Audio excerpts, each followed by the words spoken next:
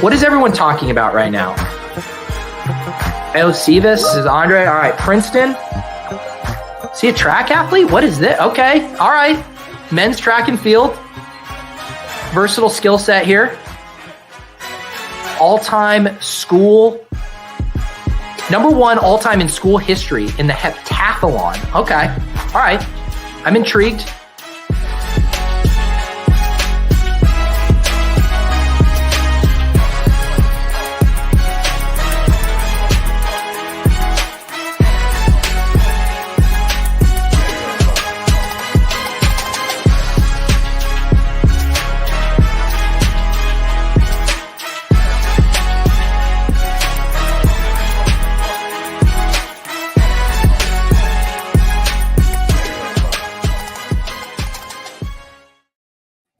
Hello and welcome to Bestball with Bindles. We have a big guest today, Justin Herzig, winner of BBM1. Sir, how you doing? How's that? I heard there was a hurricane near you. Are you all good? Is everything safe? Appreciate it.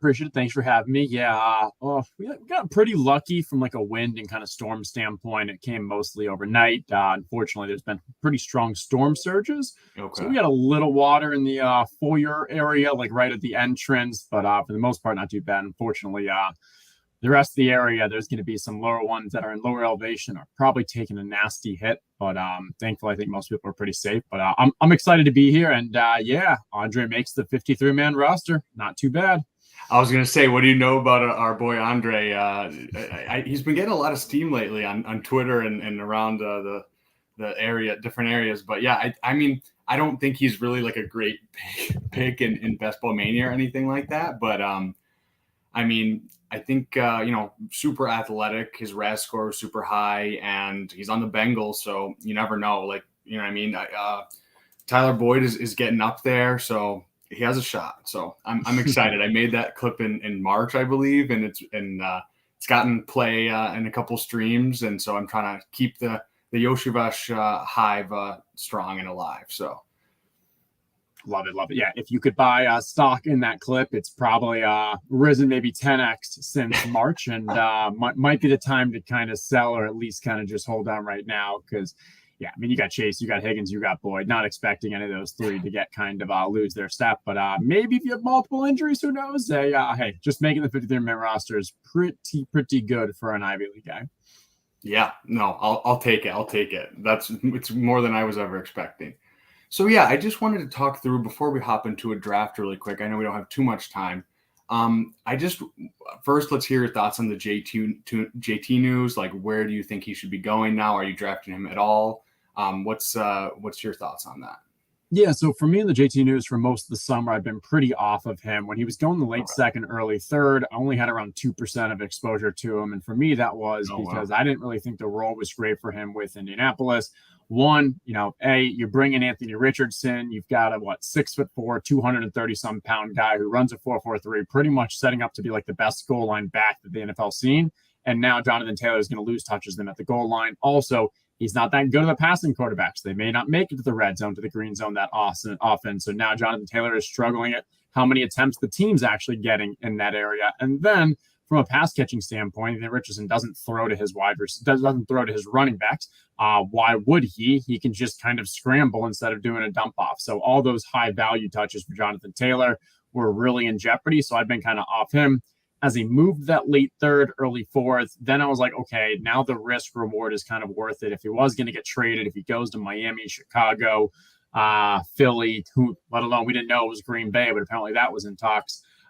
Then it would have been like, okay, I want to take him. So I loaded up bags a little. I got to 6%. And now, I don't know, I'm pretty much mostly fading. He'd have to fall like 100 plus for me to really, I don't know. It just doesn't seem like it's the right play right now because even the best case scenario,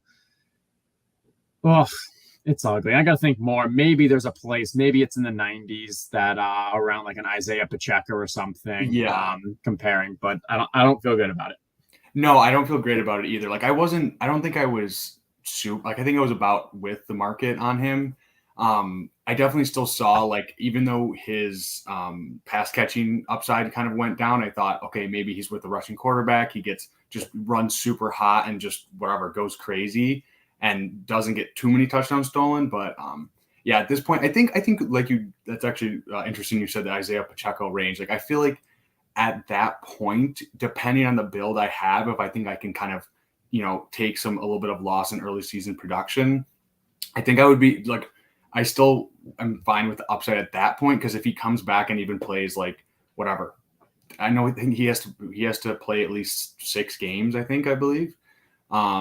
So, or was that, is that, well, as long as he's not holding out, because if he is active and wanting to play, but they have him on the PUP as an injury, then he can still get credit for the year because his intent was to play. He was just injured that year, still counts part of the contract.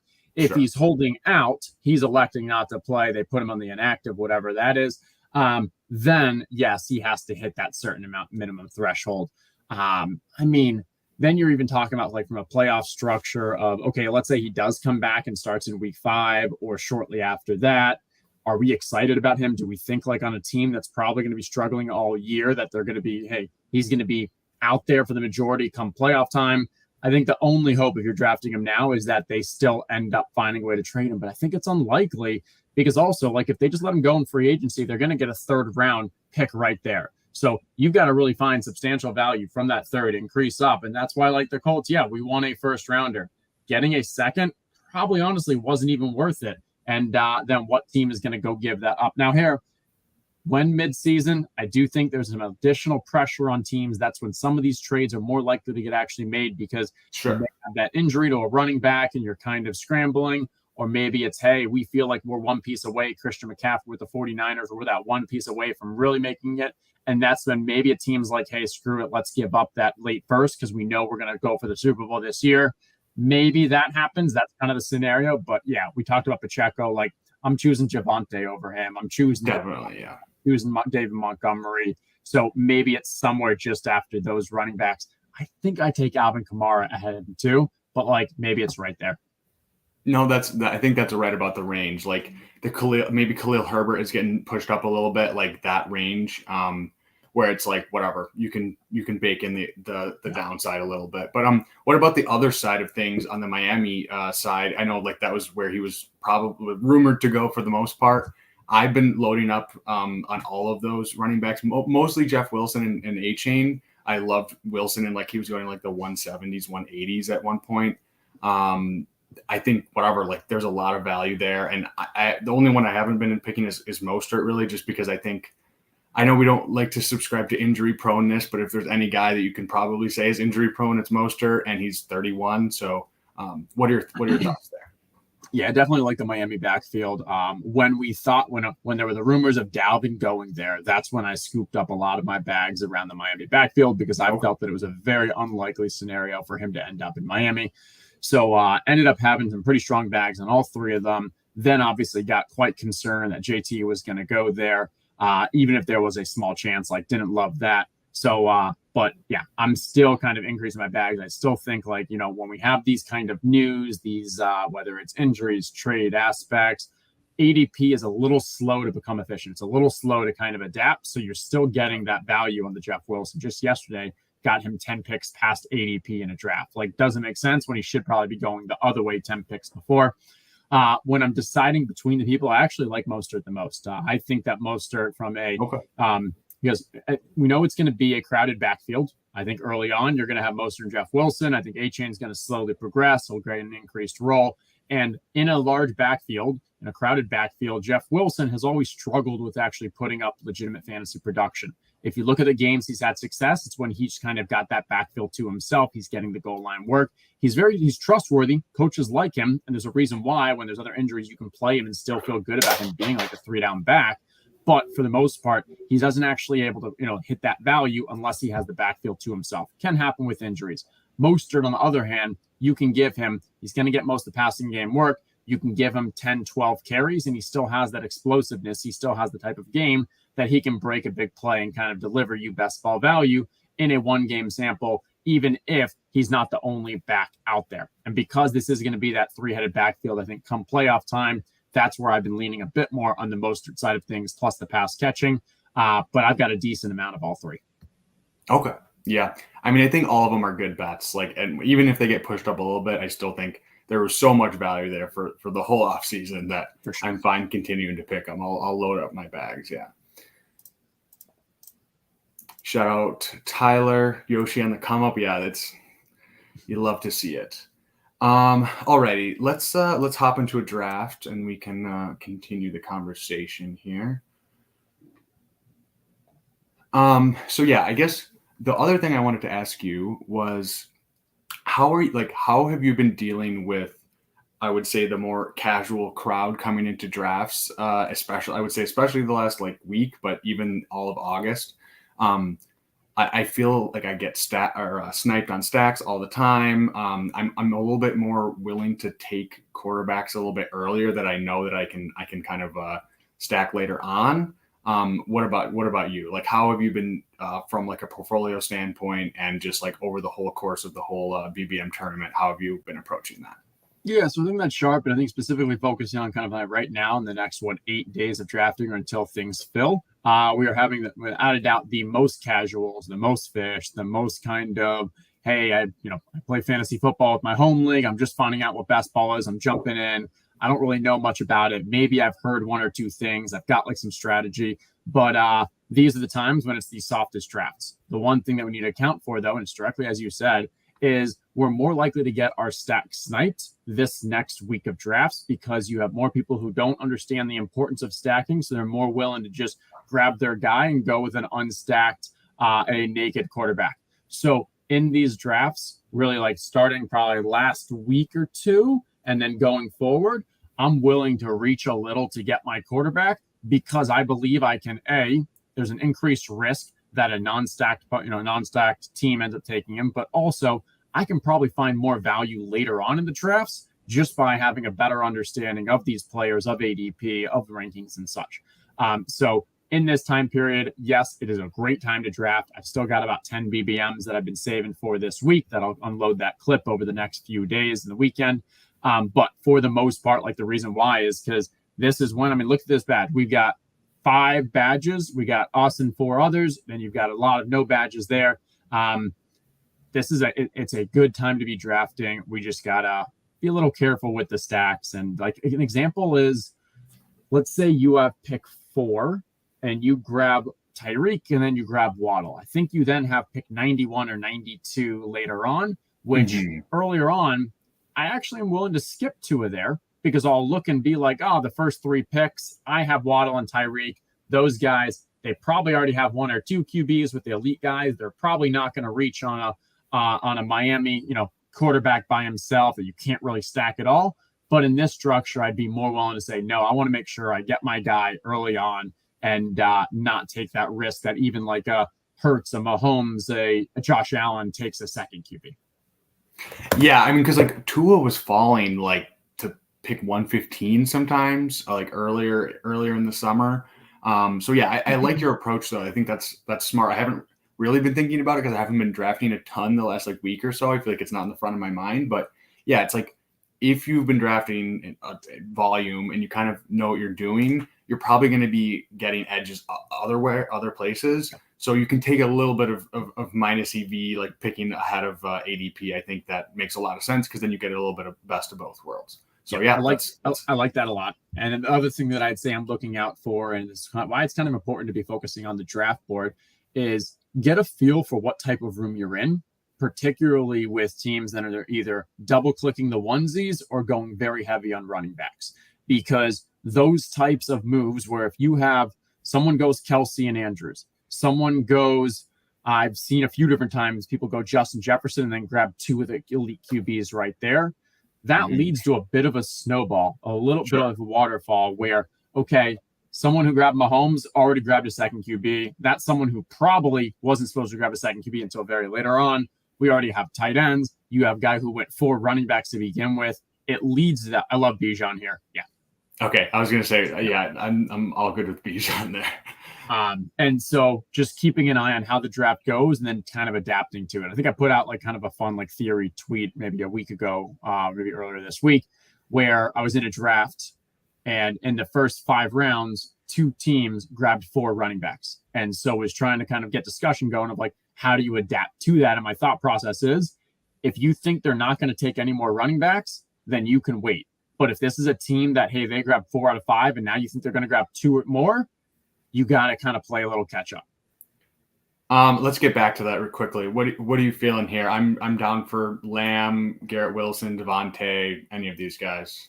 I like Lamb. I think Lamb kind of gives us most, from an ADP standpoint of where the others are going, a little bit more uniqueness with Bijan than the others, because his ADP all summer has been ahead of the Garrett Wilson and Devontae Adams. I do love Devontae as well, but I'm always trying to kind of find a little bit of uniqueness in those early rounds if possible. No, I think Bijan at 11, falling to 11 is real nice there. I mean, I think especially as we've gotten later in August, I've see I'll see him go at like 5 or 6 sometimes. So yeah, that's nice. Bijan CD, probably somewhat unique. A little bit. So yeah. It was after that preseason game where the first touch he almost took to the house or something. That's when his ADP just really started moving from that kind of 9 to 10 to 7, 8 you started at. Yeah, I kind of wish I would have taken him more earlier in the off season because I'm a dynasty bro. I have a 30 plus dynasty team, so it's like I think I'm like, obviously we knew the hype coming in, and I think people more casual drafters are scared off by rookie running backs sometimes, just like we haven't seen it yet. But I don't think there's very much of a safer bet than Bijan to put up whatever 300 plus PPR or a half PPR points. So I still think he has a lot of upside. I mean, the offense isn't great, but I don't know. We don't know. They could be okay, and I think that would be a big win for Bijan at where he's going. So.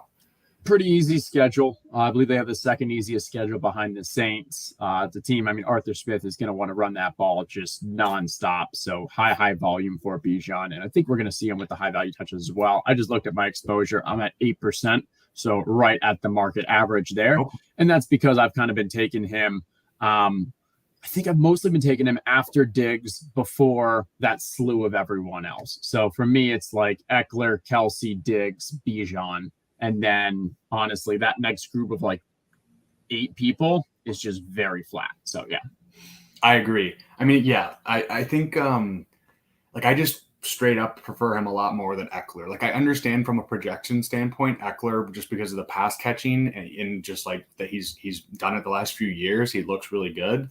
But, older running back and just I think the downside risk is more. Bijan is just, he's so safe. I don't think there's, barring injury, I don't think there's any way it doesn't put up a top 3 running back season. So, and then speaking of Devontae, we got cut off at the last pick, but yeah, what are your thoughts on Devontae? Because I've been super high on him. I don't really know why he's going. I think he could go right after, where AJ Brown is going, I think. But I think it's just the age and the Raiders concerns, but yeah, let me know about what you're thinking about that.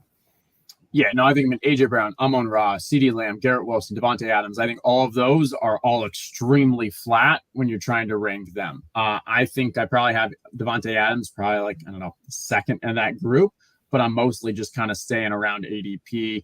I'm a little overweight in Devontae because I do like him a lot. But for me, it's just there's that larger offense kind of macro risk that people are concerned with. Oh, it's Jimmy G. Is he going to be throwing it more downfield? Is Devontae going to be able to actually get his volume? I don't have any of those concerns, especially with Josh Jacobs signing the contract, coming back. It tells me this team wants to be competitive, will be competitive. Not Jonathan Taylor. And, definitely not. Yeah, talk it through right here because I'm open to any of these. I'd go Debo. I think Debo has.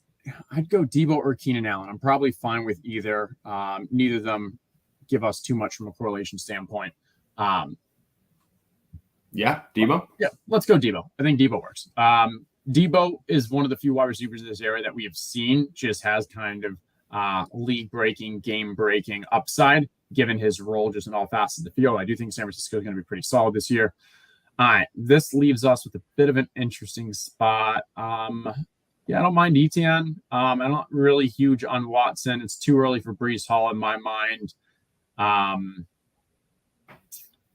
Fields went, so you could, I don't know. I'm not grabbing much DJ Moore, even though you have the Bijan. So Etienne, I like a lot, and I think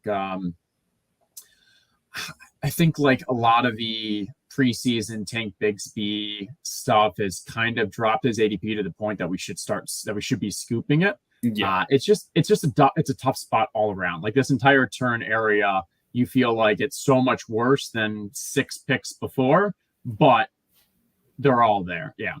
You got to take someone. Yeah. No, I think ETN is my favorite pick in that range. I actually I'm a Christian Watson bull from like a dynasty perspective. I think he just has the I think if he still had Aaron Rodgers, I think he might be going like whatever 2-3 turn. I know we don't have Aaron Rodgers, but I think we're just assuming that Jordan Love is just absolutely horrendous bottom 5 quarterbacks. And I think even if he's just like whatever league average, I think just from an efficiency standpoint, Christian Watson in Bestball could just blow up. And I think it's more just my dynasty brain taking over. I'm just like, we like that profile, but yeah, I agree. His talent's fantastic, and his kind of numbers on a routes run standpoint are fantastic. In my mind, the challenge with Christian Watson is it's hard to give him projectable volume to actually get to that area. And yes, he has massive upside, but also he's being drafted, 5 picks behind DK Metcalf, like in the same round or just after T. Higgins. Shortly after Keenan Allen. Like those are people who we know have the very strong offenses. We know have the projectable volume. We know have elite talent as well. So I think the argument is, yes, Christian Watson can definitely make his way into that tier and maybe even like up with the Olave area. But the macro risk of an offense that has a new quarterback, has the offensive lines looked really good in preseason, but like you got 2 wide receivers, one's a rookie, one's a 4th round sophomore. You've got like a team that I think is going to want to run the ball a bit more. They were maybe in that Jonathan Taylor. So there's just a lot of kind of macro risk for a 3-4 turn guy in my mind. But no question, like, hey, if we have him in the 2nd round next year, because he's now averaging instead of 5-6 targets a game, we get up to like that 8-9. Yeah, he could be an absolute like steal. But yeah, I'm definitely happy with the ETN pick. I think I think everyone is just they're like they think that Tank Bigsby is like some like super good prospect, but in reality it's ETN who, yes, he didn't show it all last year, but still you got to kind of consider it his rookie year coming off the foot injury. So I think he was showing good 3rd down snap percentage in the preseason, and kind of I think it's going to be much more ETN as like a quote workhorse, whatever that means in this day and age, but like 70-75% workload than people are assuming with Tank Bigsby. Like I think as a contingent play, Tank Bigsby is fine, but I think you just got to bet on the talent. Like I think that's my overall like I said with Christian Watson, like I'm just betting on the guys where I'm like, these guys are so talented. The situation might not be perfect. The role might not be absolutely perfect, but like these are the guys that can win you weeks and win down the stretch in the playoffs. So yeah, he's an explosive bet on a very, very good offense. He could have 16 plus touchdowns. I like him. Okay. So how are you approaching quarterback? I'm very much off the early quarterbacks unless I want to get crazy and stack someone up like an AJ Brown or something. But yeah, how do you usually approach that? 3 QB, 2 QB, what's going on? Yeah, I like getting solid quarterbacks, but most importantly, I want to make sure that I am stacking. So I'm always just kind of thinking through how the draft goes. In this example, we're on the clock. Let's see. This is a very tough range. This is a really good Hawkinson value. He's probably my happily click him. I've been taking him at the 3-4 turn previously. I think this is just a contract-itis situation and it'll get figured out. But with the QB situation, like we could grab Trevor Lawrence if we just wanted to invest kind of in the Jacksonville and not miss out on this kind of tier of QBs. Who's our other wide receivers right now? It is we have Judy, Godwin. No, Pickens, on our Dotson. team. Sorry, on our team. It's Debo and just Debo and Lamb. So I feel like we got to go receiver here. Yeah. So Dak. Yeah. So we could go Dak. So I'd go receiver here. I like Godwin. I think I'm Godwin or Dotson. Okay. Let's go Dotson. We've got Debo. So that gives us the Washington, San Francisco Week 17 aspect. He's been steaming up the draft boards a bit. It obviously has to do with the Terry McLaurin injury as well. But second year breakout for a really good wide receiver. Sam Howell's been looking pretty good as well. And I think when we just continue to think through what those stacks look like, Dallas, getting Dak with maybe a Brandon Cooks with the next pick could be a solid fit. Yeah. We always got Brock Purdy late. Yeah, and I mean, if we want to make it a 3 QB, so I think because we got Hawkinson, it allows us now to go with a bit more of a 3 QB build. I usually like to spend 5 spots, either 4 or 5 on the onesies positions. Rarely, it happens occasionally, but rarely do I like to go 3 QB, 3 tight end. I just feel like it leaves you a little light somewhere else. But because we got Hawkinson, we can kind of say, hey, let's wait until the end. We'll grab another hopefully stacked tight end partner. If we grab Dak, maybe we grab Ferguson and so forth. Yeah, there's just so many great tight end values late. So, yeah, I really like that. Yeah, I think there's such a conundrum with me with elite tight end. It's like I like the weekly upside, especially with Andrews. But I'm also like, if they do hit, are they just going to be so many teams in the playoffs that have them, and then you're going to need to get unique somewhere else?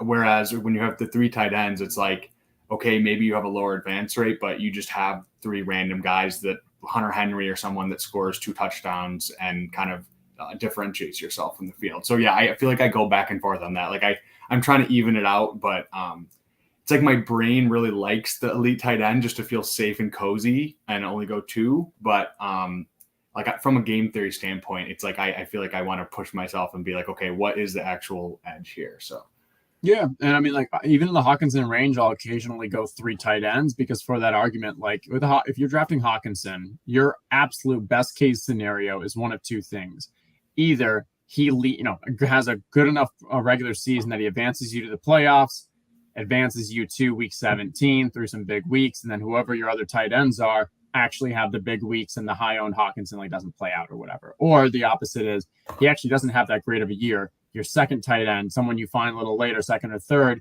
they propel you enough to the playoffs, get you to that week 17, and then Hawkinson has that spike week. So for both those scenarios, the best way to make those happen is to either hit on your second guy, which you could by doing, spending up on tight end, you're just kind of getting lucky, or grab 2 guys late, gives you a little kind of those options. And I definitely don't want to be paying up for 2 different tight ends. I think it's too much kind of, just too much draft capital you're giving up. But if we wanted to go with a 3 tight end build, as long as we can kind of get to a 2 QB structure, I don't hate that either, but we'll see how it plays out.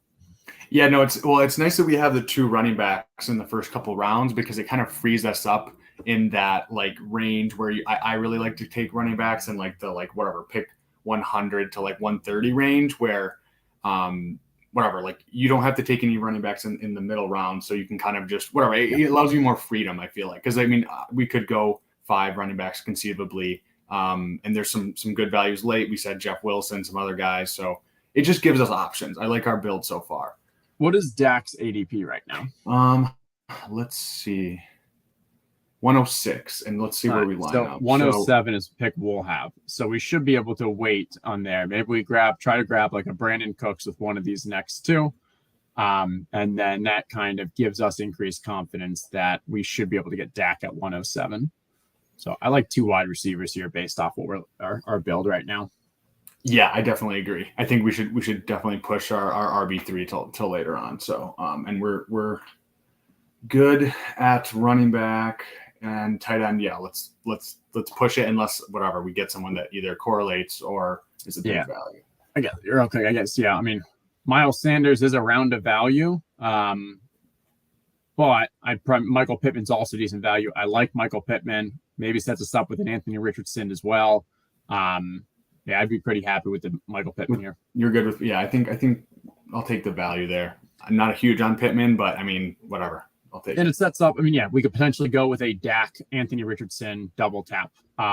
So the guy in the turn has 3 running backs. If Miles Sanders falls to us, it's hard not to take him when you look at what else is on the board.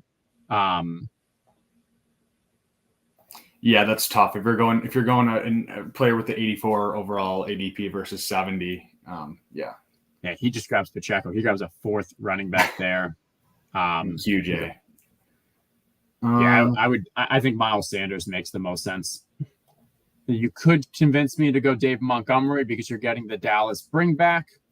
But we also have ETN, so Carolina Jacksonville as a bring back as well. That's true. I would take the ADP on the Miles Sanders. That's, you know what? I feel like I never select Miles Sanders, so I'm not even thinking through the correlation there because I'm like, I never even think about it. But yeah, that's a good point. So I think if 16 picks of ADP and correlated, I'm good with that. Right. Yeah, and I mean, Miles Sanders is getting to, it's not the same kind of archetype, but like what we saw with Josh Jacobs last year, where Josh Jacobs, when he was being drafted in the 60s, like I wanted no part of it. But when he then started falling to those mid 70s, like that's when we should have been like, you know what? Even though we don't like him at this point in drafts, it actually makes sense to now draft him. And I think like Miles Sanders, that definitely makes sense where he's now fallen to ADP of 70. A lot of his fall is because he had that injury during the preseason. Like his ADP was in that like low 60s, right around the Dobbins, the Cam Akers, the Damian Pierce. Miles Sanders got injured in the preseason, and we weren't really sure, like, what I think it was a hamstring aspect and how long it was going to last. All reports are now he'll be ready for week 1, but his ADP has fallen to 70, and occasionally, we were able to get him at that 86 spot. Yeah, I mean, I think you don't want to. It's not really, a lot of times it's not about the player necessarily, it's about the price. So like, yeah, in the 5th round, I don't love Miles Sanders at all. I don't think I ever clicked him there.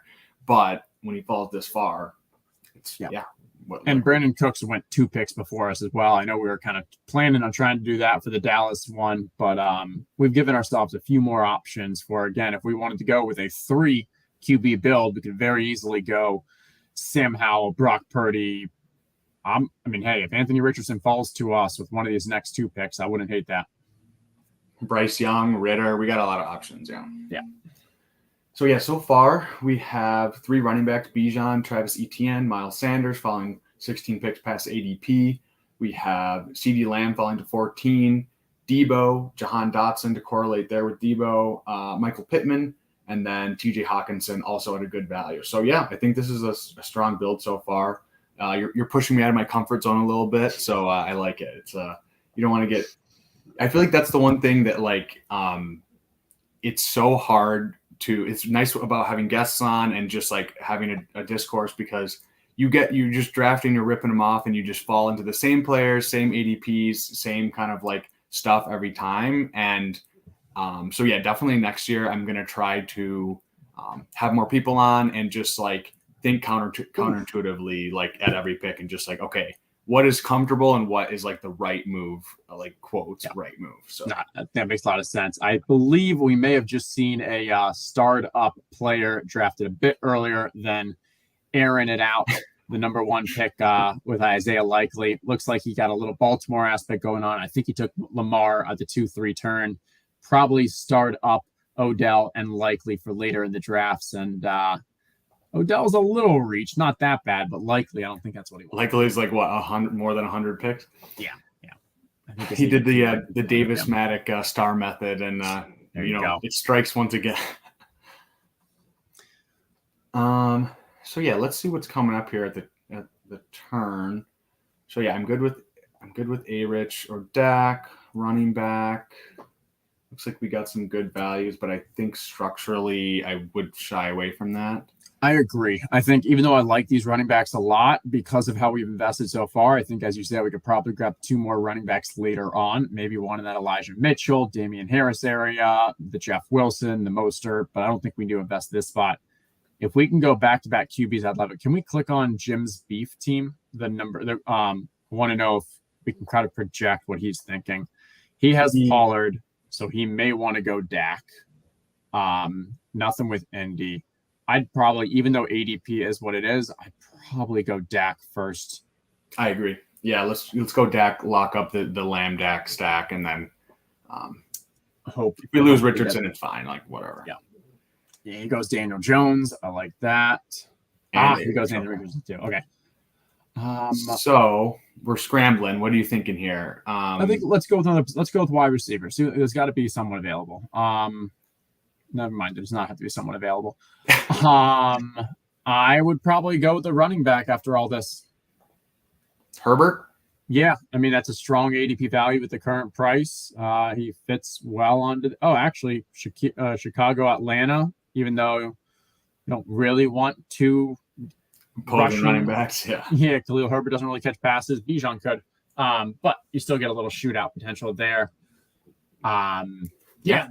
Those wide receivers that were available, I was hoping Bateman might have still been there. There may have been like one of those guys fell, but that's a strong teardrop in my mind. And so I think we took the right move with the Khalil Herbert ADP value. Yeah, I'd rather. I mean, like I don't mind Dubs. Like, don't mind. I'll take him. But and then Nico Collins, I liked when he was 30 picks cheaper. But in this range, it's kind of gross range for wide receivers. So yeah, I think you just got to take the value, and we continue to do that. And so now we can hopefully some stuff will come back to us. So. Give me Jaden Reed 5 or 6 rounds later. You still get the Hawkinson bring back on Green Bay, but not at the ridiculous price point of Romeo Dobbs, who I think is a worse player. He's a 4th-round draft capital versus 2nd-round draft capital for Jaden Reed. He had his chance last year and honestly didn't look that great. So even though, yes, he's showed a rapport and looked kind of good in preseason this year, I think Jaden Reed is the better talent, and by the end of the season, will win out. Yeah, I mean, I think Dubs was good last year, fine, but I don't think he's like a smash to be the wide receiver too. I think a lot of stuff could happen. Luke Musgrave has been showing out in the preseason with his usage, so I think it's very ambiguous. So don't get the most expensive option of those 3. So yeah, what else is going on here? Let's see. 131, 134. You don't need a running back there. You can maybe queue up Laporta. That can be a bring back to the Dallas stack in a position of need. That's right at that ADP. That would give us a 2 tight end build. If you want to at least stack up and put in Ferguson as well for later on, just to kind of keep a consideration for that Dallas. QB, if Kirk falls, I would consider it. I would definitely do the Kirk if he fell to us. We have the Hawkinson aspect. Otherwise, Nico, Mims. Did Michael Gallup is a little bit farther down. I like Zay Jones a good amount here. We already have a little invested in that offense, but more importantly is Zay Jones. There's rumors he may even be in 2 wide receiver sets. Even if that's not the case, more important is he's on a high-powered offense and a contingency value. Probably he's got some of the more than just about any other team out there besides maybe like Seattle LAC or such, where if we have Calvin Ridley go down, if Christian Kirk goes down, we've already seen Zay Jones having a strong rapport with Trevor Lawrence. We know that he's a red zone threat. So I like him. I like Tyler Boyd in this area. Boyd's been gone, but like the similar number 3 is with contingency upside and strong offenses. Yeah. So yeah, we have. I mean, running back. We could be done at running back. Probably not. Probably 1 more, 2 more, depending on how it falls. But I like that late Jeff Wilson to keep an eye on. Like that'd be the right, I think, last fit. A Roshan, a Jeff Wilson, a Kendra Miller, like that area that has kind of late blooming upside. I love that. Yeah. So like, what are you, I know this is, we got some guys past ADP value, but would you be comfortable going for running backs here if we don't get something nice falling to us, or are you usually 5 in this so build? At this point, I'm thinking like through what are my needs and where's my luxury pick. And so the way that I'm thinking through this is like, we're going to make, if Cousins didn't fall to us, it's now going to be a 3 QB build. We're going to probably go 2 tight ends. So that's 5 spots. We know we have at least 4 running backs there. That's 4. So that we're looking like a 3, 4, 8,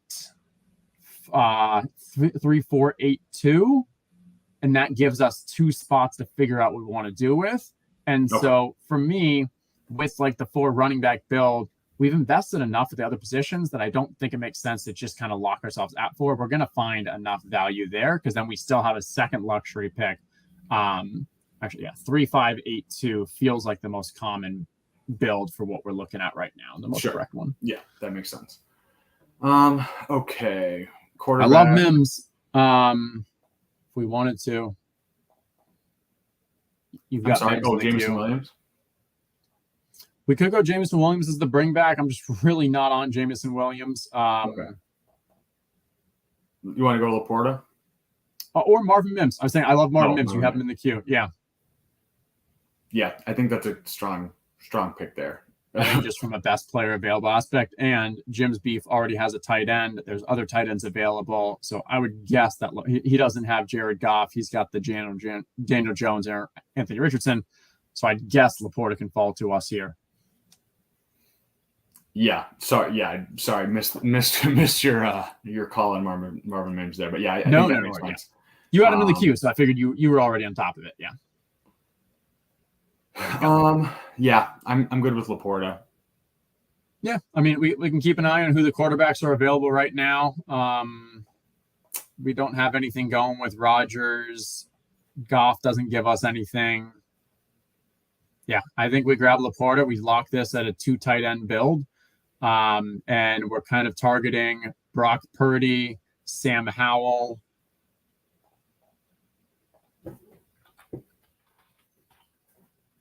Purdy.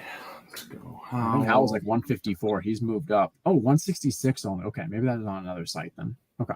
They're both. Geez, I haven't drafted in like a week, and I'm shocked by these ADPs right now. Let's see, what picks do we have?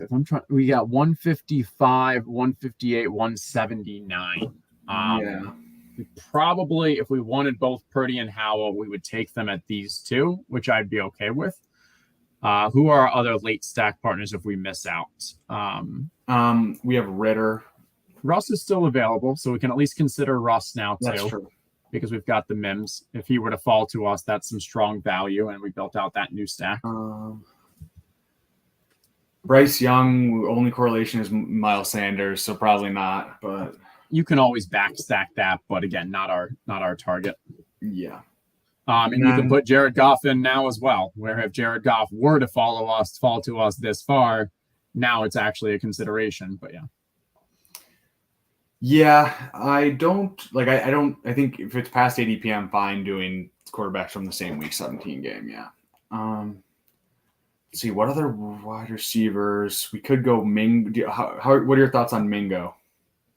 I mean, I think I would want to go with the 2 QBs here and then try to figure out stack partners for them.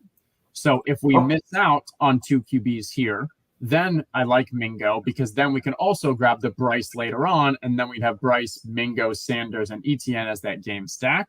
Sure.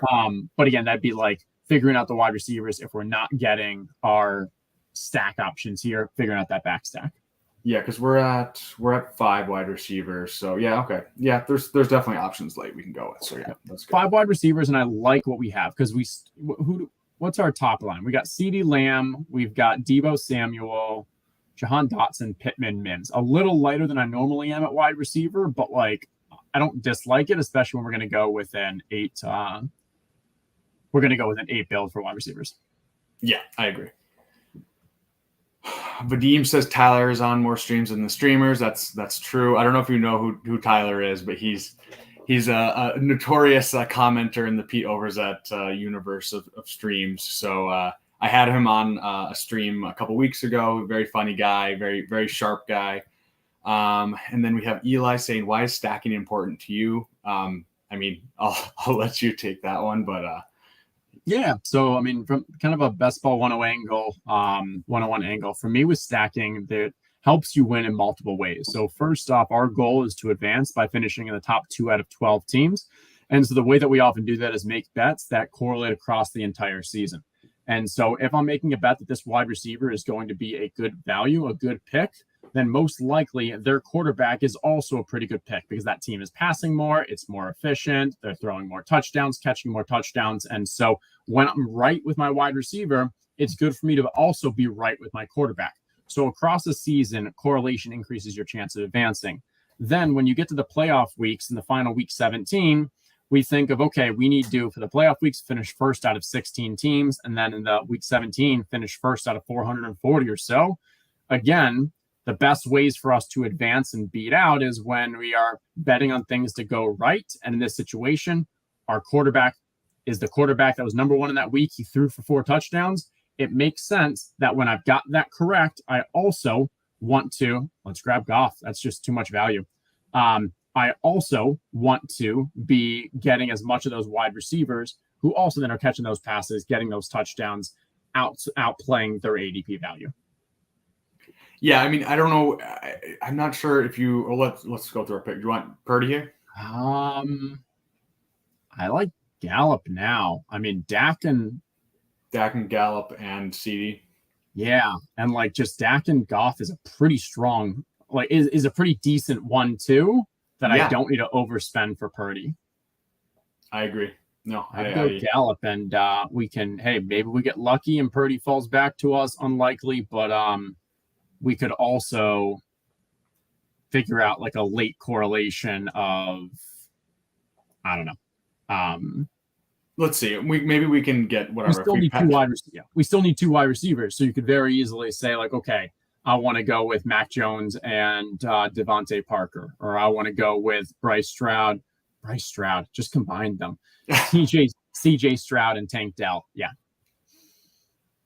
No, I agree. We got lots of options. But yeah, I'm not sure if you have a background in DFS. I do not. I've only casually played DFS, but I know that there's a lot of game theory around that, and you explained it very, very well. So thank you.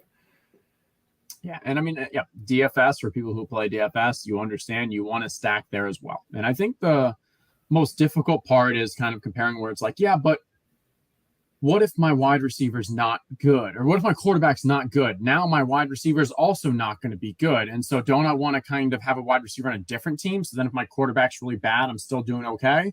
But the problem with that is all that's going to do is help you maybe stay middle of the field.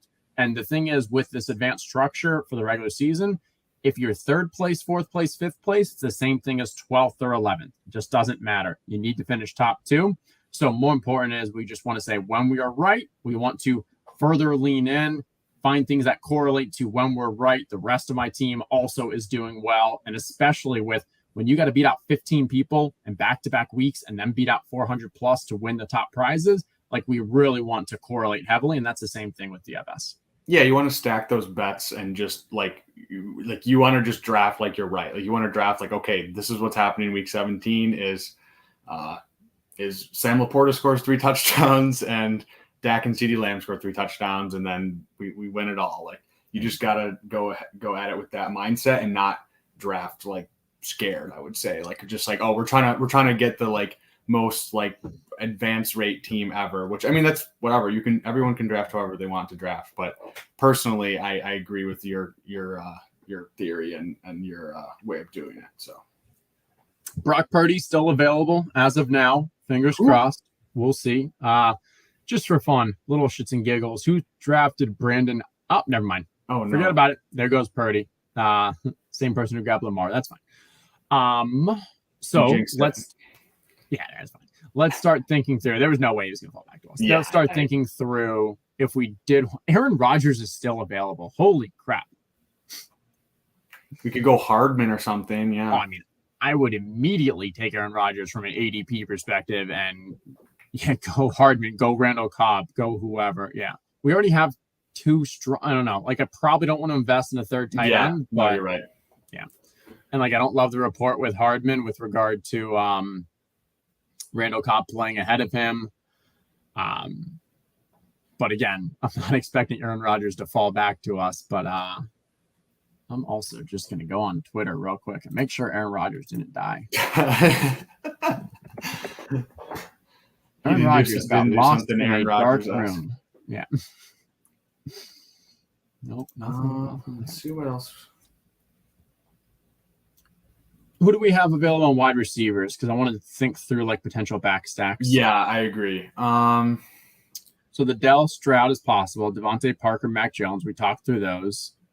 Dell, Devontae Parker, Renfro. Kyler's still available.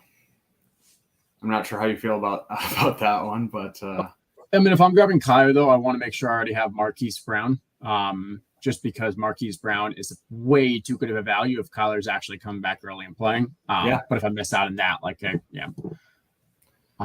mean, Webstar has to grab Aaron Rodgers here. He has one QB. Oh my gosh. We're about to get Aaron Rodgers at, someone do the math for me, pick 179, 49, 59 picks past ADP. I don't think I've ever seen that. And we got Goff, 25 picks after ADP as well. So there you go. This is why we're drafting on August 30th. There are casuals and wide receiver. So do you want to go Hardman, reach a little bit to get a stack there, or do you? I do not want to reach on Hardman. I'd rather. Let me pull up the wide receivers here. I'd probably go Devontae Parker just from a straight up best player available. Okay. Yeah, I'm good with Make that. sure bye weeks aren't bad. Can we look at our bye weeks real quick? Week 11, we're good. Only one of them. Yeah, let's just grab Devontae Parker from a BPA. So my thought on Mecole Hardman and reaching for him there is a chance. The reports right now are that Randall Cobb is playing ahead of Mecole Hardman. Sure. Whether or not that is true, I don't know. But what I do know is that Mecole Hardman has been drafted in every draft this year, probably 98% of them. So if you're taking Mecole Hardman, no matter when you took him, you're not getting uniqueness against the field. I'd rather, in a situation this late in the year, grab something like Randall Cobb, where, yeah, he's old. We're not expecting much, but no one has drafted him. If you actually have that unique aspect of the player that's correlated right there, I mean, I'd rather take that uniqueness aspect in round 18. But we also don't need to stack Aaron Rodgers. This team isn't built around Aaron Rodgers in week 17. We've got these other full game stacks going. That was just a late, more of an advanced rate play. So we don't need to force the stack either. I agree. I mean, just whatever. The ADP there is too good to pass up. So agreed. He was pure. Yeah, he was definitely an advanced rate play. So looking at our team, we still want a running back and a wide receiver, I think, right? Yep. So let's think. So yeah, we are at 1, 2, 3, 4, 5, 6, 7, and then So let's look through running back options. We have Miles Sanders, so no Hubbard. We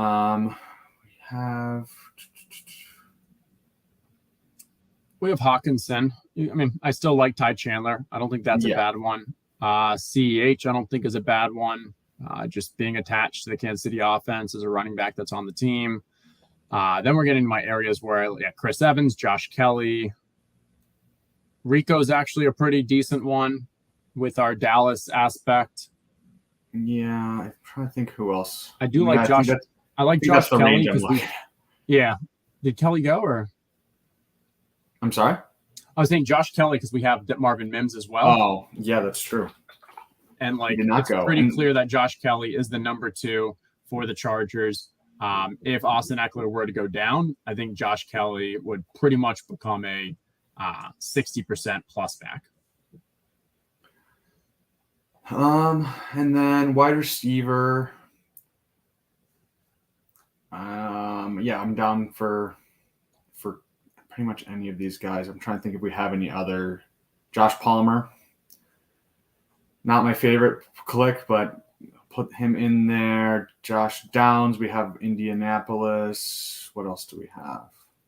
Wandale is activated. Wandale's a really good one. Wandale follows that aspect that I was talking about, kind of the uniqueness. Wandale might be my favorite of what you have. Okay. Just because I think from a projectable aspect, he's probably right around the others, if not higher. But more importantly, he has been drafted majority of the summer. So if he actually goes off, that's a unique aspect that we really like. We got some clowning in the chat. Mathology, another he's the class clown of the comment section as well. Let's see what else is going on. first FFPC yesterday, and I didn't know anything, but yeah, Wandale missing Pop. Honestly, that was a shock to me because I was like, I was all in on Wandale in like February, March, like whatever, early on, and then it was looking very bad there. But hey, coming in late, and yeah, I mean, Stefania Bell from ESPN, kind of the injury expert, she joined one of the ETR podcasts with Levitan, and she was kind of hinting towards like we may not even see Wandale play this year, and so that scared me a lot. But yeah, him activated off the pup, like that's crazy. And Paris Campbell is a good player, so I don't want to dismiss that. What is Jim's beef? He's got 2.482. He's probably, if there's a running back we want, it probably makes sense to grab that first, like Ty Chandler. Yeah, I'd go Ty Chandler first. And Ty Chandler? Yeah, I'm good with Chandler.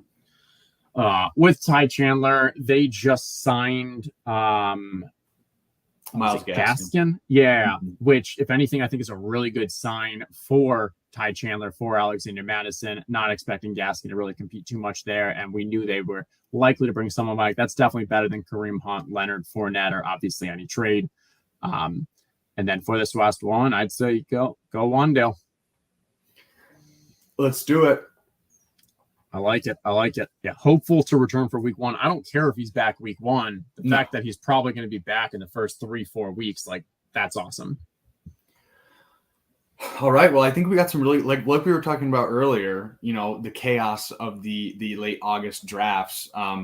Sometimes you get sniped on some stacks, but then also you get some nice values coming in. I think that really rang true here. So let's see. We got quarterback. We got Dak stacked up with Lamb. We got Jared Goff, bring back ADP value and stacked. We got Aaron Rodgers, no stack, but almost 60 picks past ADP. Bijan, Travis Etienne, Miles Sanders, Khalil Herbert, and Ty Chandler. So I think we got a pretty solid mix of running backs there, lots past ADP. And then we got Lamb, Debo, Dotson, Michael Pittman, Marvin Mims, Michael Gallup stacked up, Devontae Parker for a little advance rate play, and then Wandale Robinson with the good injury news. And then we got Hawk past ADP, and then Laporta stacked up and correlated. So yeah, I think this is a really fun one. I appreciate you pushing me out of my comfort zone because I don't think I would have taken some of these guys if it were not for you. So I mean, we got 84 picks of a value just from our quarterbacks. Like that's insane. And then we also got that Miles Sanders value. Like this is the time of year where, yeah, it's a little harder to get stacks because people are sniping left and right. But if you can get the ADP value, you can try to work in some stacks. It still kind of gets you, from a strong advance rate play and looking decent in the playoffs. I like this team a lot. Yeah, very nice. Liam would have taken Dalton Kincaid. Let's close off. I know you have to go and hop onto another stream. What are your thoughts on Dalton Kincaid? Quick TLDR. I think that is going to be a bit low advance rate play with potential spike weeks just being attached to the Buffalo offense. Where he's being drafted at like 118, I'm definitely scooping some because I do think it's a strong play. In general, I'm trying to, I'm just not drafting that many tight ends in that area. So sure. I'm probably at about him. I might be a little overweight on it. But I hated it when he was going like at pick 100 in like the 90s. Like that was insane. But now he's kind of come back to earth. So I will look real quick because I just had advanced rates up. I am at 7%, so right almost at okay. It's so about at market. Okay, that makes sense. All right. Well, I will let you go. Thank you so much for hopping on. I really appreciate all your thoughts for pushing me out of my comfort zone. And I hope everything is good with your house and be safe. Appreciate it. This is fun. Thank you for inviting me, and hopefully we take down that 3 million. Good luck. Bye. Cheers. Talk to you later.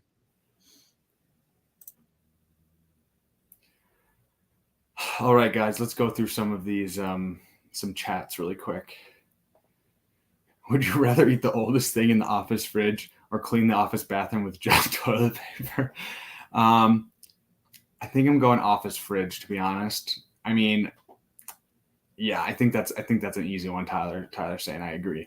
The bathroom, people can be real nasty. So, Jake is saying Chubb or Bijan.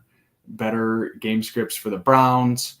You got to go Bijan. You got to go with the talent profile there. The rookie running backs who have been drafted that high historically have performed super, super well. And I mean, do we know the Browns are that good? I mean, I think we're hoping and we're praying that they're very good, but I think the Falcons could surprise a lot of people, especially in that weak NFC South. So, and Bijan's going to get the work regardless of game script. He's going to get the passing down work if they're behind. He's going to get the rush work regardless. So yeah, you got to go Bijan there. He's the upside play.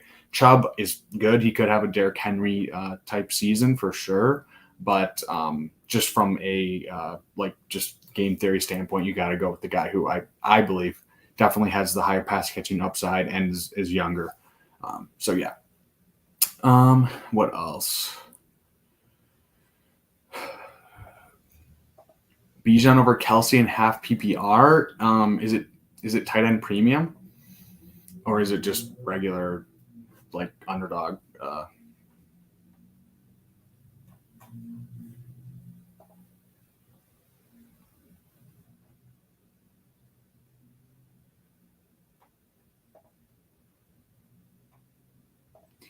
Did underdog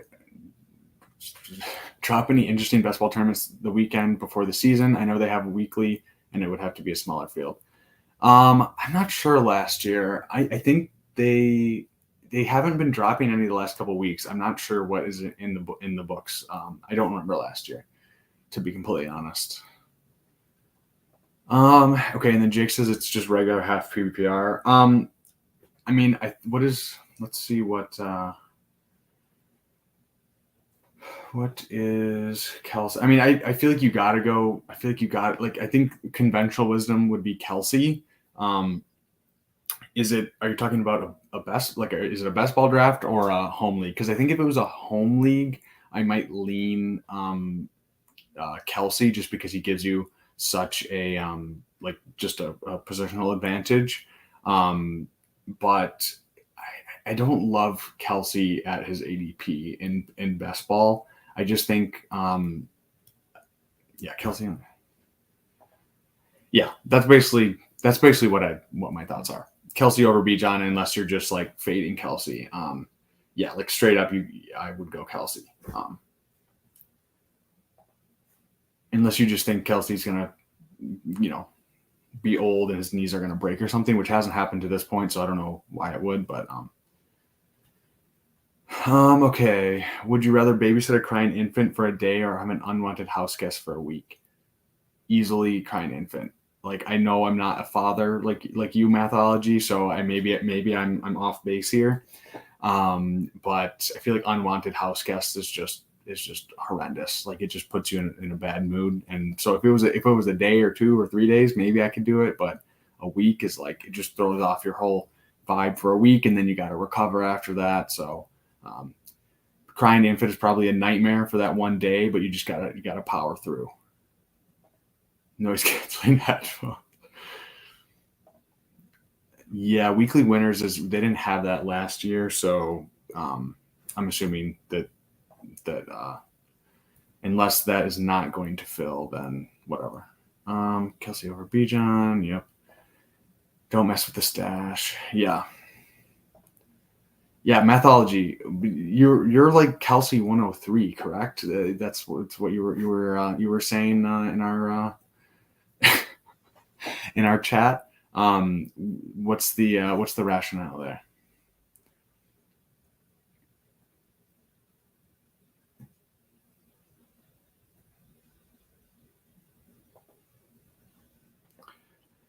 Live with a rock in your shoe for the rest of your life, or have a daily conversation get ruined with an awkward fight or fart.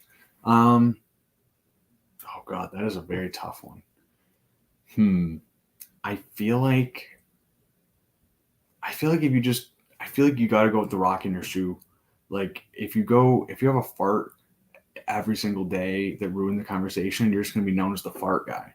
And like, you just gotta suck it up. Like, I mean, like, you probably build up a callus, you'll get a blister, it'll be annoying, but then like, your body will adjust. That's what happens. Your body is smart. If you have a rock in the same place every day, yeah, you get used to the rock. Exactly. 22% in BBM. So it's okay. I mean, I don't, you know what? I don't think that I subscribe to the fact that he's going to just completely lap the field. I think Andrews has a good chance to just blow up like he did a few years ago if he's healthy. I still think Kelsey is the betting favorite and probably will be the tight end one, but I don't know. It's more just my love for Andrews, cost adjusted, that makes me not be all in on Kelsey.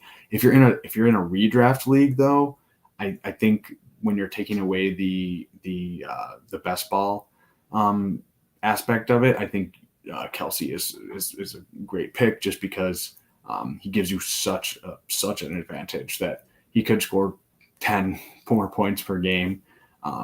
So yeah. You get used to the rock. Fart guy would change your life. Yeah, I mean, like, nobody wants to be the fart guy. Like, come on.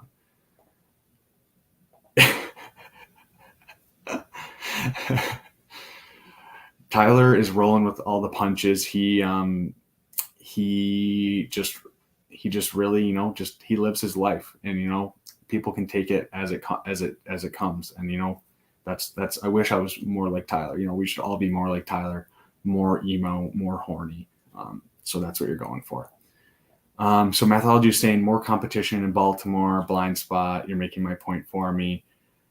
I mean, no, I definitely think that like the Kelsey bet is a good one. I'm just not sure in the first round. Like, I feel like if he was going at the end of the first round, then I would be all in. I think that's a great spot. I mean, because he's probably live to outscore all those receivers, and he's doing it in your tight end spot. But I don't know. I don't think I can. I don't think I can do that one.